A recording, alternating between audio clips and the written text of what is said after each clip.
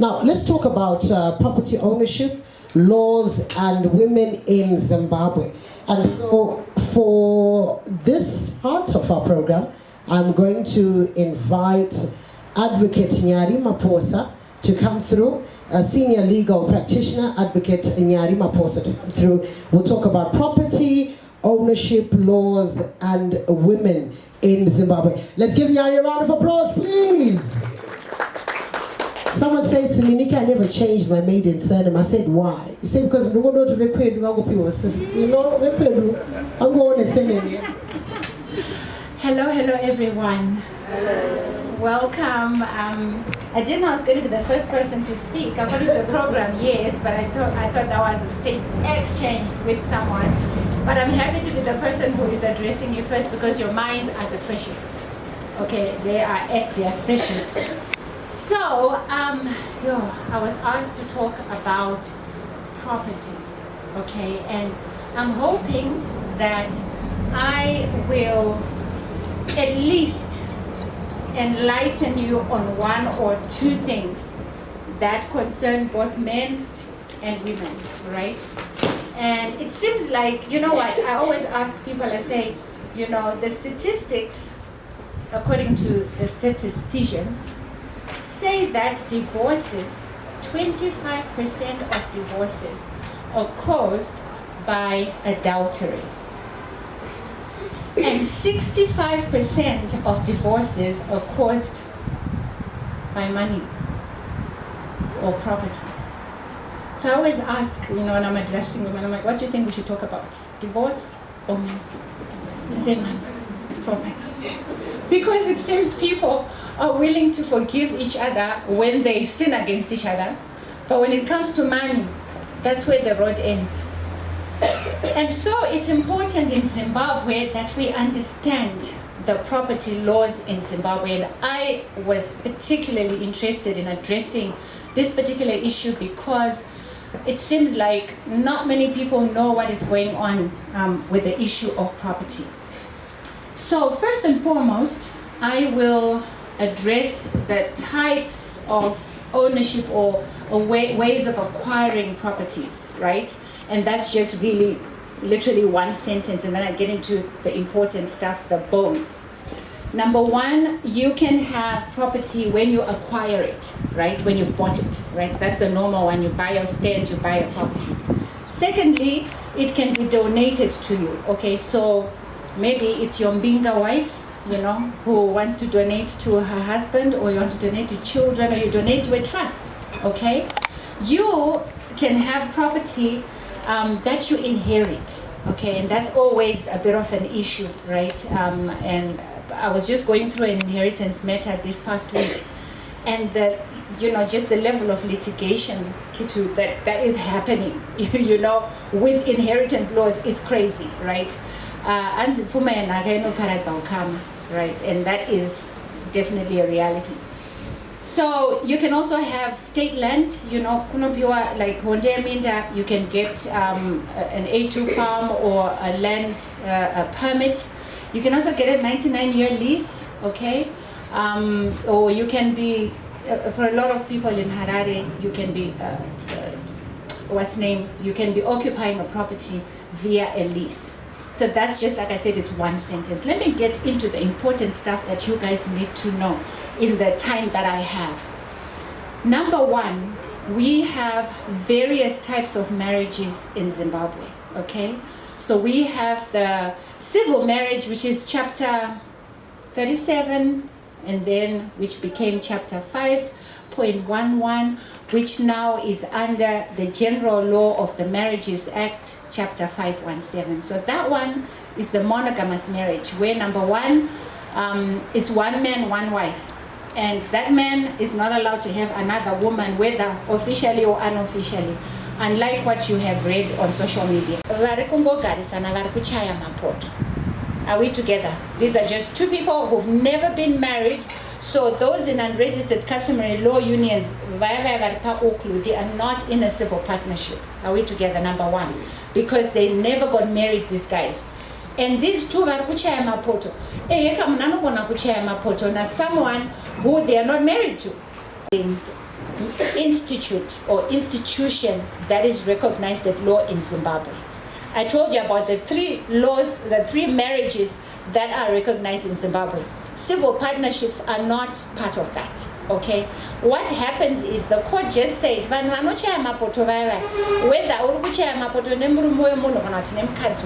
okay? When they are now separating, sometimes they would have stayed together for years and years and years and acquired a lot of property, right? So they start to fight over the property. We've got cars, we've got a house, what happens? So the court said, look, if you were in a civil partnership, you can approach the court and we will preside over your issues and we will give an order that is equitable to everyone. Okay, that's what they've said. So you only go to court. Are we together? Okay, so people don't understand that. What are the circumstances of civil partnership? I believe, the law, okay, this is not what I believe, but the law always comes up with a law to deal with what we call a mischief. Saka kana kwatariswa kwana kwati paita challenge, pane problems are kuitika and they keep on recurring, then Parliament will sit and promulgate a law to address that on a national level. So the mischief that I believe the law was trying to fix, small house to try and legitimize them. No. You put exodus of people from Zimbabwe to the UK, to Australia, the US, South Africa, etc. And for the longest time, those people who left the country could not take their spouses with them. And so my spouses or my spice, akasara, right? They remained here, whether they were the men or the women, but prevalently the what? The men, all right? And so the women, when they went over there, ku UK, she's been there for 16 years. You understand what I mean? She hasn't come back, but she's married and she's sending money and property, right? And it's in their names. There's no problem with that. But look, but because she's married, she can't marry that person. Okay, so they live together, okay, for a long period of time. And obviously, when people live together for a long period of time, they contribute to each other's lives. They sometimes purchase property together. Sometimes they even have children. So that's when the court said, if you have such a situation where people have lived together as man and wife for a long period of time, when it comes to the division of property, let's be fair. Okay, kunoko vasara baba vai vasara wavachiwana chinyi marwe vake paside, right? And for the long, because if they're staying together for a long time, the community will not know kuti baba vatorine mukadzi ari ku UK. They'll actually believe, they'll actually believe kuti this is the wife. Are we together? And those are the people who are considered to be civil partners, but only for the purposes of division of property. Pavanorambana cannot panofa one of them. I'm in a civil partnership. Are we together? Please know that. And another situation, I'll give you an example of what happened. I always give this example, where we had a gentleman who was married in 1958, I think, and then in 1966. And then he approached the High Court for a divorce. It was Chapter 37 then, right? The monogamous one, the civil marriage, Chapter 511. And High Court Kamrambiza, because the only reason for divorce at that time was adultery. So if you could not prove adultery, you could not divorce. He went back to the High Court 1972. The High Court said no. He went back to the High Court 1976. Now how long? And then Ipapo, by that time, he'd already married another wife customarily. Okay, and I think they were almost 10 years into the marriage, and he was trying to get a divorce from the first wife.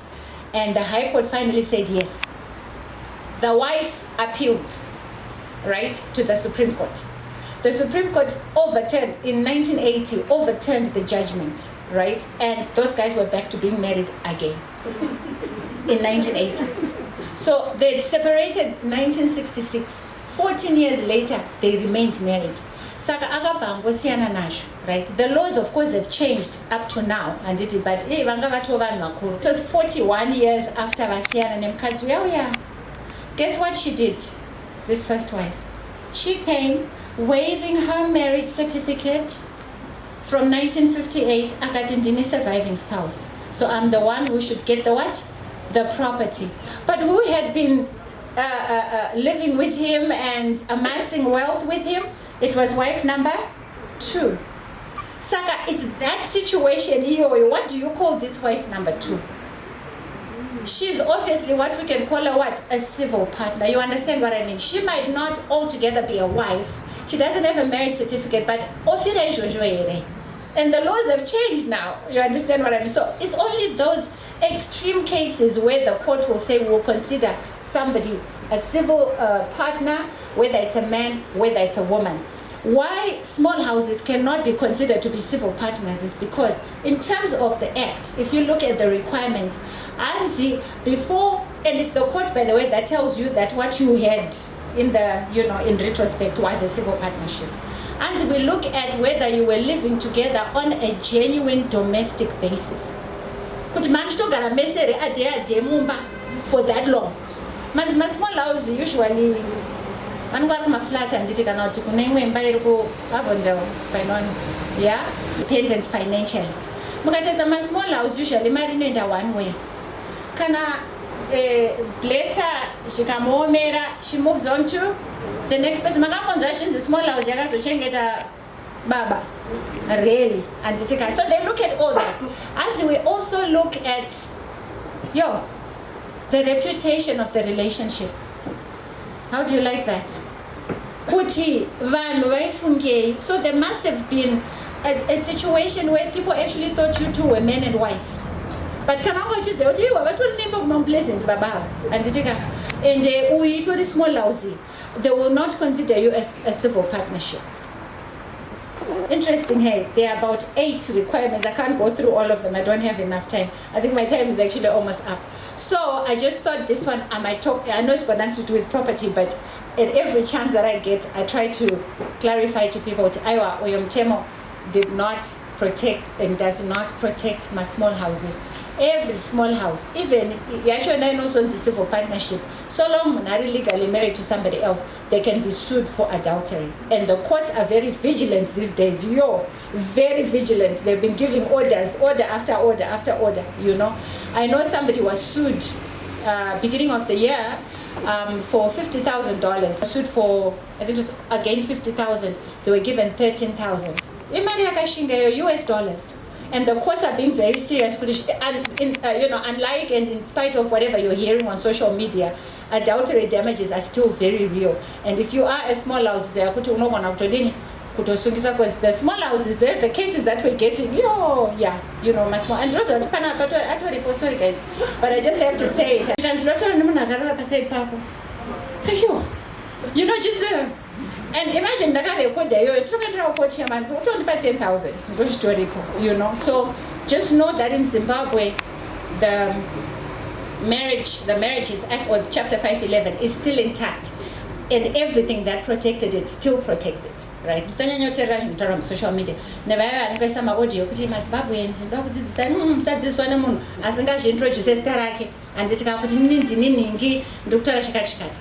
Let me get to the last bit before I talk of the marriage regime in Zimbabwe. For comparison, let me tell you about the marriage regime in America and the marriage regime in South Africa.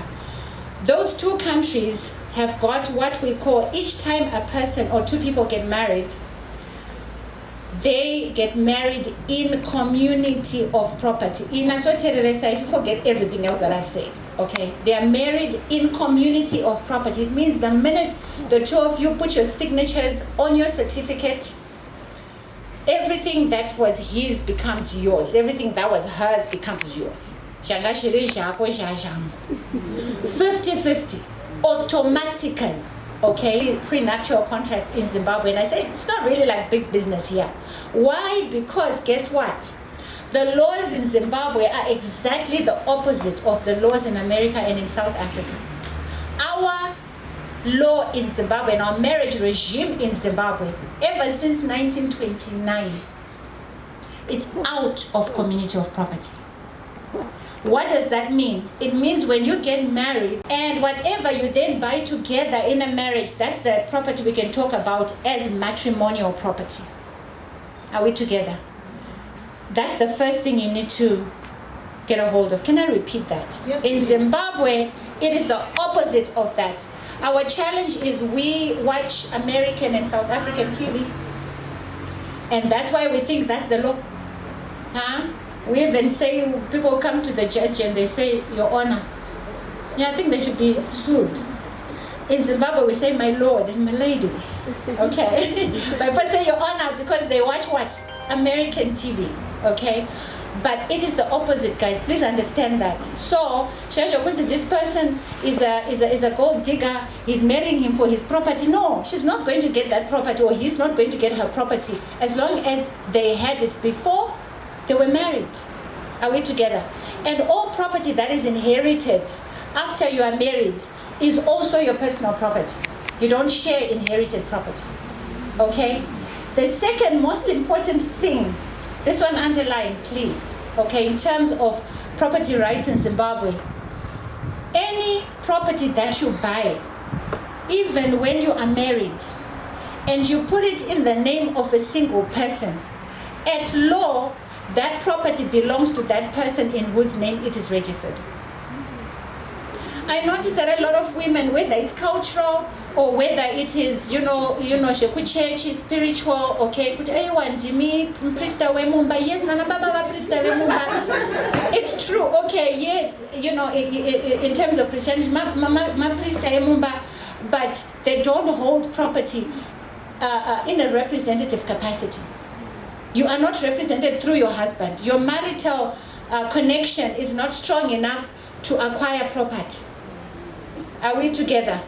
So in Zimbabwe, we differentiate marital rights and property rights. Property rights are far superior to marital rights. Saka chero shikanzi imba yemchato inodzidzisa matrimonial home or matrimonial home. It's only your matrimonial home muri pa 50-50 if your name is also on the property. You can say we own it together. But if she has the property in her name or he has the property in his name, please know that even if you are the one who took the loan from the bank, even if you're the one, like I said, know that it's his name. And a lot of, it's his property. And a lot of people, maybe understand. Then Muslims contribute mese. Just know that at the end of the day, what we look at law is whose name is on the property, whose name is on the title deed, whose name is co-counsel, whose name is on the agreement of sale. Are we together? Guys, underline this, yes? Yes. Because a lot of women are having problems. Maybe murume akuda kutengesa. This is more prevalent. That's why I'm talking about varume. Kuti akuda kutengesa property, and she gets wind of it. Kuti, he wants to sell the property. You know you've been living there for 25 years. You know your kids ndo varipo and everything, but he's selling the property, right? And maybe manjuto batsirana mese, muchiti it's an inheritance for our children and whatever. Then a lot of women have rushed to the High Court to try and seek an interdict to stop the what? The sale, okay? And the court has adamantly said, no, we're not going to give you an interdict because you are autorina loca standard. Name is the property, it's in his name. Oh, okay, so I'm his wife. If you are his wife and you feel that you have a claim to that property, sue him for your share in the proceeds of the sale. And that's what the court says. And it is what the law is in Zimbabwe. We are together. Do I have 5 minutes to just... No. I'm going to ask you to stand there because we're going to take questions. All right. So here's the thing. First of all, I've got to say thank you. Thank you very much. Before we move further, ladies and gentlemen, I'd like to recognize the presence of the Permanent Secretary of Skills Audit and Development, Ambassador Rudo Chitiga. And let's welcome and let's give a round of applause, please. Thank you. Thank you very much. Thank you. Thank you very much. All right, so questions. I want to say that this is a very, very important and very, very, very intriguing conversation. There are gentlemen who came to Star FM and bought 10 tickets and they say that we are coming as friends. I'm so worried that they're not here for a reason. They would have really, really hated themselves. I'm telling you, they would have. Questions. I'm going to take 4 questions. Questions? Run around. Dr. Jane. Thank you very much. You have lifted up my spirit. Thank you. I want to find out Nyari Family Trust. Kuti kana ma property Adv Family Trust akachengeteka zvakadii kubva kuma small house. In a trust, or in your property is in a trust, they are definitely protected. Okay, in that, a family trust or a trust just by nature is a separate legal person. Okay, so you've created an individual who's standing there who can own property for the purposes or for the benefit of whomever is mentioned as beneficiaries. Okay, we're together there. And it's important, actually, 2 things I can say about a trust. Trusts are very important because they sort of deal with the property. People hide security through trust. You know, you can't have property that you've put in a trust, executed, right?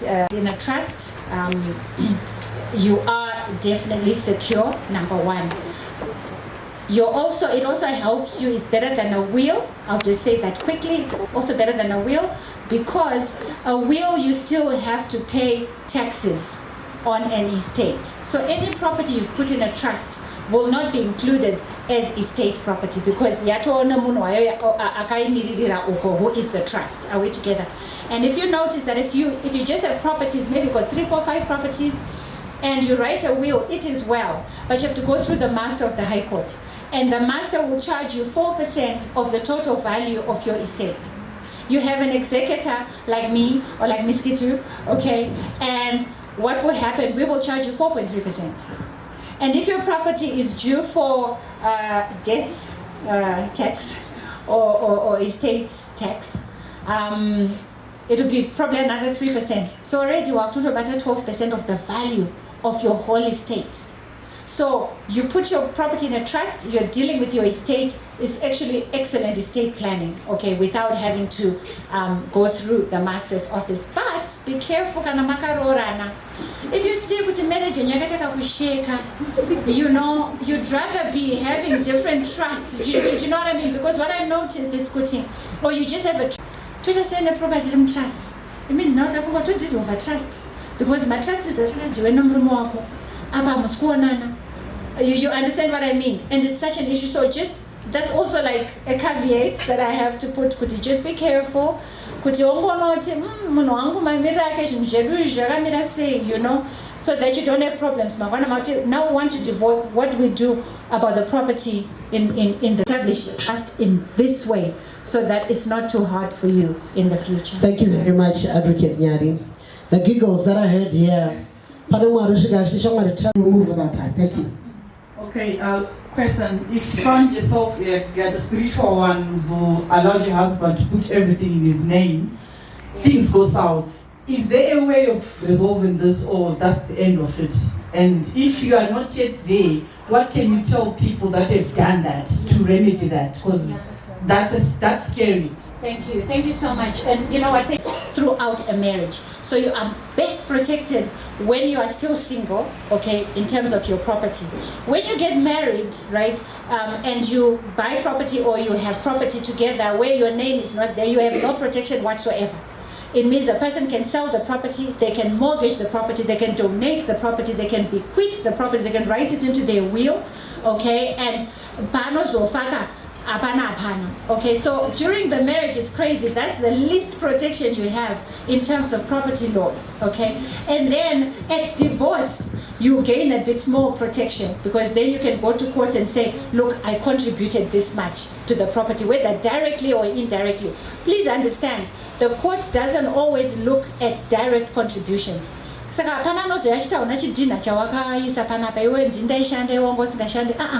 court values indirect contribution as much, like 100%, with direct contributions. We understand. Goodness. So if you were a housewife, sorry, I'm using housewife. If you were a domestic queen, hallelujah.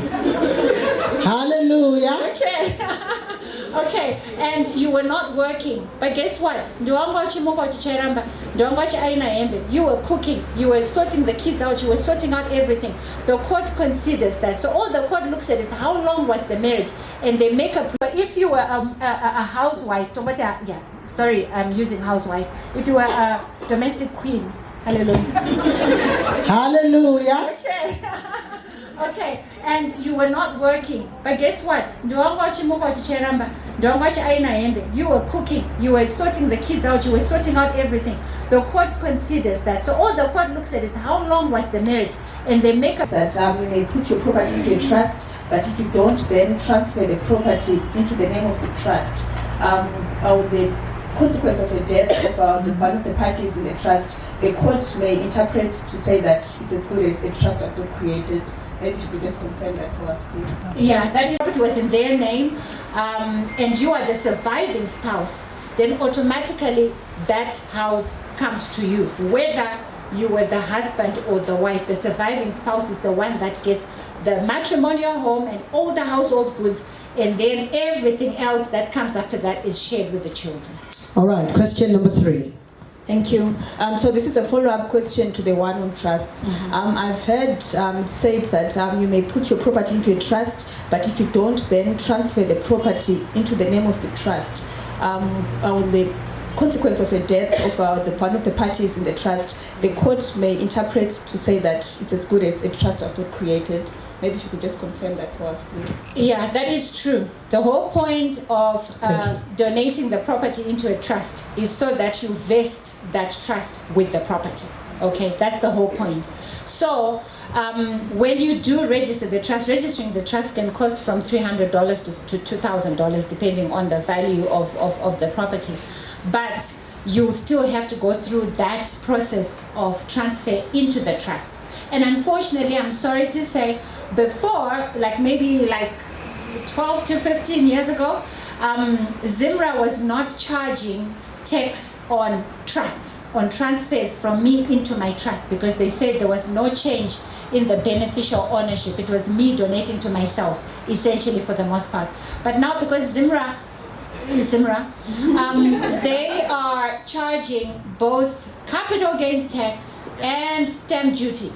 So it's becoming really expensive for people in terms of trust. But I would still tell you that if you compare a trust and a will, you still want to do a trust, because when you register your trust, you can pay kanzatu towards the transfer. You understand what I mean? So you can, and the transfer fees, depending on the value of the property, of course, generally tend to be a little less than the fees that you'll pay the master. But even if it comes up that they are equal, okay, you'll notice that a lot of people, in terms of wills, qua master, they've had to sell properties in order to raise the master's fees and the fees that are attached to an estate. But while you're still alive, a trust is like an investment. So you can actually work out how you pay the money for you to transfer the property into the trust. But please do work on it. The minute the trust is registered, great. But work towards putting the properties actually in the names of the trust. Thank you for that question. I have to say, we've got to give a round of applause. Ladies and gentlemen, I'm happy Mr. Simba, the gentleman had to be. I'm worried about my brothers didn't come through. Ladies and gentlemen, let us put our hands together for Advocate Nyari Maposa, obtained her law honors degree at the University of Zimbabwe in 1999 and has been in private practice. It's my birthday today. Really? Happy birthday to you. Happy birthday to you. Happy birthday to you, Adv. Happy birthday to you. Hip hip for the Queen.